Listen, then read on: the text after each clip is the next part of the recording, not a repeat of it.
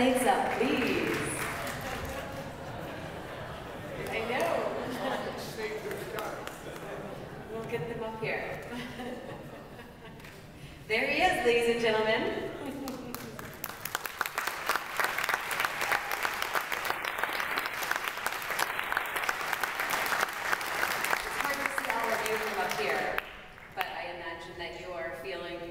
Same emotions that I'm feeling after having watched this wonderful documentary, which is, we have a lot of questions, maybe a lot of guilt from what we've contributed. Let me introduce myself first and foremost. I am Courtney Robinson. I'm with 10 News, WTSP, which is the CBS affiliate here in the Bay Area. I anchor the 5 and 6, and then I report for the 11. And as a reporter, I have a million questions right now. First, I would like to introduce you to Jeremy Irons. He has played lovers, killers, the Pope. But tonight, we have seen him in his role as an ambassador for the environment in his documentary, Trashed, about the price we are paying for making waste that is both permanent and toxic. Jeremy Irons is one of the few actors to win the triple crown of acting, winning an Academy Award, an Emmy Award, and a Tony Award. In October 2011, he was nominated Goodwill Ambassador of the Food and Agriculture Organization of the United States. Trash debuted or made its first screening at the Cannes Film Festival. Since then, we've seen Mr. Irons team up with the European Commissioner for the Environment to fight plastic waste and bring attention to the issue that affects not just our health, but our pockets. And one other individual who you also saw in this wonderful documentary, Marcus Erickson. He received his, PhD in science education from the University of Southern California in 2003, months before embarking on a 2,000-mile, 5-month journey down the Mississippi River on a homemade raft. Huck Finn, nothing on Marcus Erickson. His experience on the river led to a career studying the ecological impacts of plastic marine pollution, which has included expeditions sailing 35,000 miles through all 5 subtropical gyres to discover new garbage patches of plastic pollution in the southern hemisphere. He proposed to his wife, Anna Cummins, who I had the pleasure of meeting earlier this evening, in the midst of the Great Pacific Garbage Patch with a piece of plastic tied into a ring. She said yes, and they have a baby. Together they founded 5 gyres, and you saw them both on screen this evening. They founded 5 gyres with the goal to drive marine conservation through continued research, education, and action, studying and lecturing about the plague of plastic waste in our watersheds and in the sea. His first book, titled My River Home, chronicled his Mississippi River experience, paralleled with his tour as a Marine in the first Gulf War. The experience of war, sailing across the gyres with diverse crews, and long rafting voyages have led to a strong conservation ethic worth fighting for. And now, I have the pleasure to introduce Lisa Cause Boyle.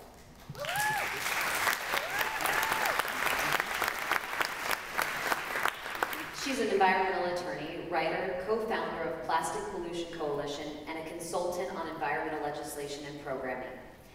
She's a founding board member of 5 gyres and serves as an advisor to Think Beyond Plastic, an innovation forum and sustainable business accelerator. Lisa is also executive producing 2 environmental documentaries herself, Overload, America's Toxic Love Story, and An Inconvenient Youth, about the youth movement to stop climate change. Lisa began her career as an environmental prosecutor for the DA in LA and has served as law and policy director for Heal the Bay in Santa Monica. She talks about plastic pollution wherever they let her, including the Bayside Hilton with me this afternoon, but most importantly at universities around the globe, at the UN, and at the Rio Earth Summit. So, welcome all 3 panelists this evening.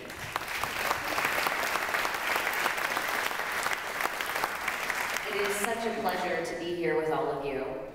And we are going to start with questions up here, and audience members, as I've said, I know that you have plenty of questions as well, and we will be taking them from you. So jot down notes. Don't be afraid to come up and ask a question. As we've always heard, there is no stupid question. First of all, there's no what?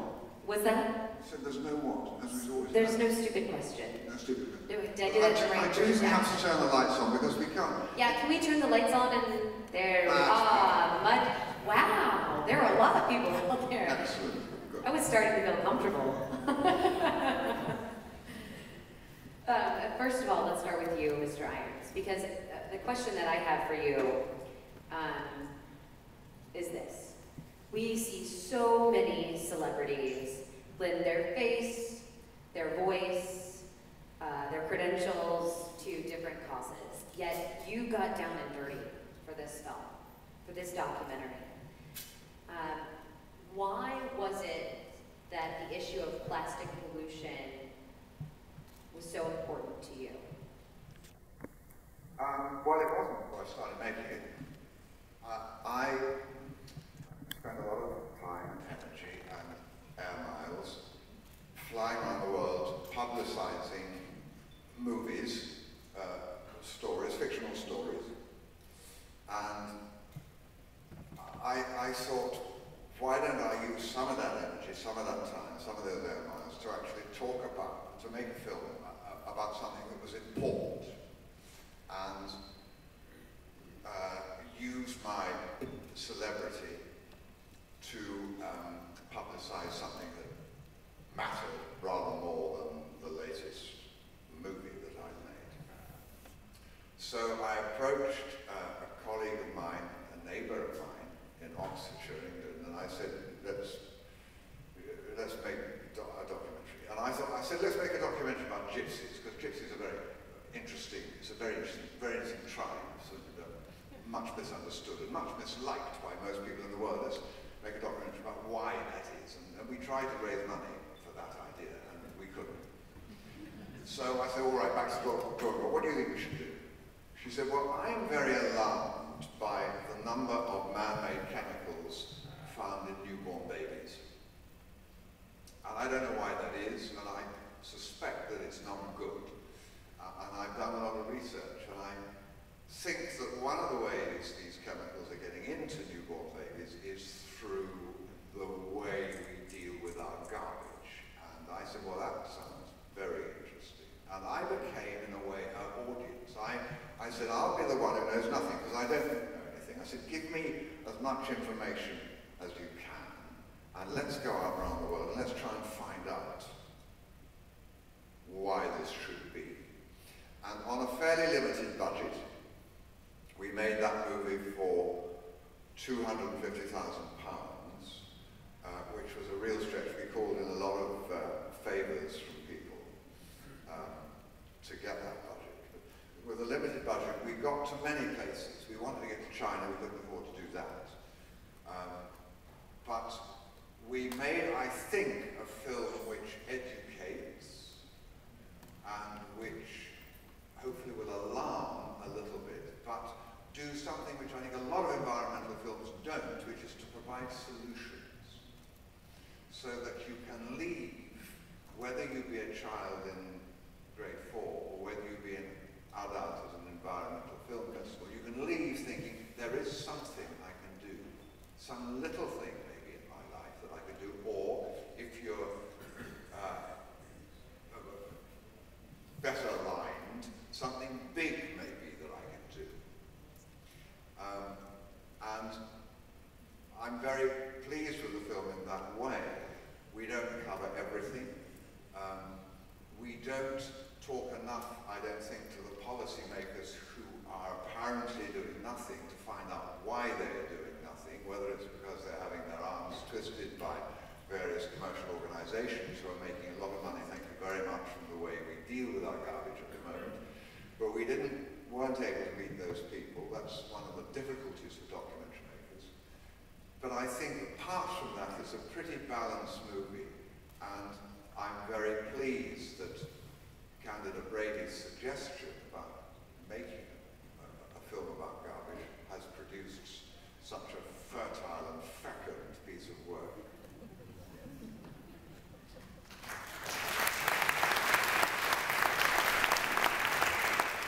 And in the documentary, we heard from Captain Moore, and one of the things that really stuck out to me, you know, he's talking about the whales and their offspring and reproduction, and in a way tying it to human reproduction, which is, he says, this is nature's way of telling us to get after our problem. Now I direct this question to Mr. Erickson, which is, I've seen a PSA with you, your wife is in this as well, you have a young baby girl, and it is, you know, when you look at this, you think, okay, how can a piece of plastic really affect my child? But that piece of plastic, or those billions of pieces of plastic, really can affect our children, and you've studied that with the 5 gyres, and you have a research paper that is coming out relatively soon, talking about some of the functions between our oceans and those 5 gyres. Can you share a little bit with our audience? I would love to. The paper's coming out really soon. It's our recent publication. As in the next few weeks, you'll see it.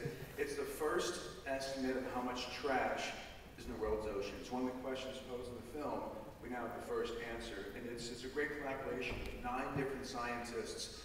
7 contribute data, everywhere from around South Africa, circumnavigation of Australia, in the Mediterranean. It's really around the globe, a good data set, and 2 ocean modelers that tweak their model to say, okay, the inputs are coming from shipping lanes, from rivers, from high-density population coastlines, and using particle tracking models, our estimate is, and no need for a drum roll, it's 270,000 metric tons from 5.25 trillion particles. So 270,000 metric tons, that's a big number, and I'm trying to make sense of that, you know, for the layperson. It's about 35,000 African elephants. It's plastic straws wrapped around the equator 425 times, or stacking 2-liter bottles from here to the moon and back twice. So it's a lot of trash. But if we compare it, Richard Thompson in the film said 1 year's production of plastic is 260 million tons. That number's up. The 2012 estimates are 288 million tons. Since 1950, it's been an 8.7% increase annually in plastic production. So this is information I want you to take home with you, because it's a new way of looking at plastic in the ocean. What we found in the ocean surface, worldwide, everywhere, in and out the gyres, is around 0.1% of 1 year's production of trash, of plastic. It's not persisting on the ocean surface. And the plastic industry might say it's a good thing, but the reality is, what the gyres really are, they're like these washing machines full of razor blades. They eviscerate, they break down, they fragment plastics into smaller and smaller particles, and then they distribute those globally. I saw you spent some time in Iceland. We just sailed this summer from Bermuda to Iceland and found the first samples in Iceland's economic zone of microplastics. And they actually had a conference on microplastics a couple months ago. Had a chance to report that day to say even Iceland, where the waters are presumably just pristine, are still trashed. So we're finding plastic pollution. Really, the smallest particles are everywhere. Deep sea floor, ice cores, they're even being windborne. And we're finding it in honey and bottled water. We're finding microplastics.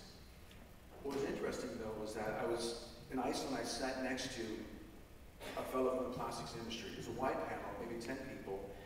And this is some of the challenges we face in trying to mitigate this problem.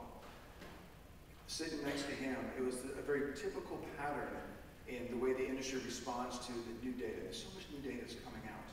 And I wrote down that there are 4 Ds: deny, demean, delay, and disrupt. They just deny. Our most recent paper, about a year ago, was finding microbeads in facial scrubbers in the Great Lakes. Industry first denied it. Oh, that's not happening. That's not here. We could really identify it. We had the science to say, these are from your products. Demean. They demean the scientists. Once if they can't deny the science, they'll then go after the scientist, him or herself. Once the science out there, then they delay.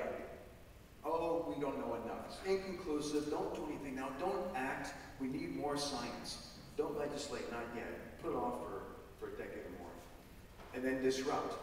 Once they see things happening, like what we've done with our organization, 5 Gyres, we began to use social media. We do both science and some policy work. We got 15,000 signatures, and we got some of the companies to come to us and say, okay, we're going to phase them out in a couple of years, maybe 3, maybe 4 to 5 years, sometime in the future. And that was a way to sort of appease us, but not really do anything. So we went for the legislative route. We lost in California. We had a microbead ban on the table in California, and we lost that last month by 1 vote. There was so much misinformation being shoveled. I think we were talking earlier about David and Goliath. So those 4 Ds we're up against: deny, demean, delay, and disrupt. And Lisa and I were talking earlier